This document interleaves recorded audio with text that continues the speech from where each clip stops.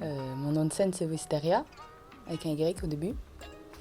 Je fais de la musique, je compose des chansons, j'écris des paroles, je les chante, je mets de la musique derrière et les gens, ils s'aiment bien, ils sont contents, donc je suis content. Oula, alors moi je suis née dans une famille d'artistes en général, donc pour faire gros, en gros mon père est musicien depuis ses 20 ans de métier. Ma mère est artiste peintre, illustratrice, tout ça, tout ce qui va avec. Et du coup j'ai baigné dans un milieu de création d'envie de partager des choses depuis ma naissance en fait. Et du coup j'ai bien aimé la musique déjà quand j'étais toute petite. J'ai commencé à faire de la harpe à 4 ans. Ensuite, j'ai arrêté. À 7 ans, j'ai fait du violon au conservatoire. Ensuite, j'ai rajouté le chant. Vu que j'ai commencé à écrire des chansons et que je me suis dit, ouais, c'est bien d'écrire des chansons et de les chanter, mais s'il n'y a rien derrière, c'est nul. Donc, je vais faire de la guitare et du piano.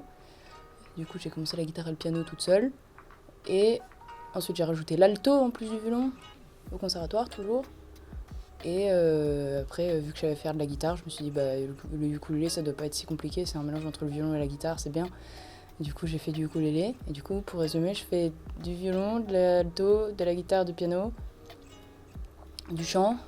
Et après, je me suis dit, je vais prendre un logiciel de musique et je vais faire des prods musicales par logiciel et mélanger l'acoustique et le pas acoustique. Et du coup, maintenant, je fais plein de trucs.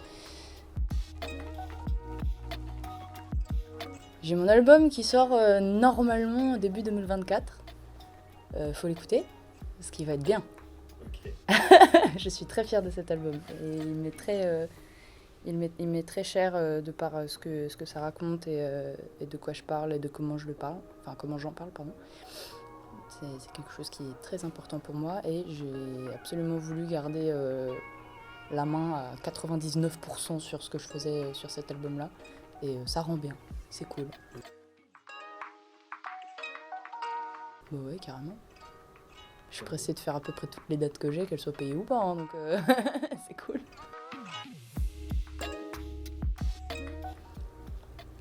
Mes inspirations musicales, alors il y a j'ai grandi en écoutant Radiohead, Ezekiel, Massive Attack. Je pense que ça m'a pas mal formé. De l'autre côté, j'avais aussi des trucs genre Nina Simone, Billie Holiday, Marianne Faithfull, ce genre de choses. Un peu de chansons françaises aussi avec Tiffen, Juliette, des trucs comme ça. Renan Luce, un truc comme ça c'est ceux avec quoi j'ai grandi. J'écoute toujours Radiohead et Massive Attack, mais un peu moins le reste. Mais par contre, en grandissant, j'ai aussi découvert des trucs un peu plus planants et un peu plus... Un mélange entre le côté psyché de Radiohead et Massive Attack et le côté pop de Billie Eilish par exemple, qu'on peut retrouver dans Billie Eilish. Avec notamment Sef Dalisa, qui est une chanteuse que j'adore, qui mélange l'électro, l'acoustique et des effets sur les voix qui sont absolument merveilleux. Et sinon, j'ai fait du classique au conservatoire aussi pendant longtemps. Donc j'ai beaucoup de classiques en tête. J'ai commencé par le chant lyrique par exemple, après j'ai fait du jazz. J'écoute beaucoup de jazz. J'écoute plein de trucs en fait. Et quand je suis énervé, j'écoute du rock ou du métal.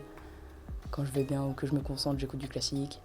Quand je suis en voiture, j'écoute de l'indie pop rock psyché, je sais pas quoi, je sais pas comment ça s'appelle. J'écoute de la techno à fond aussi.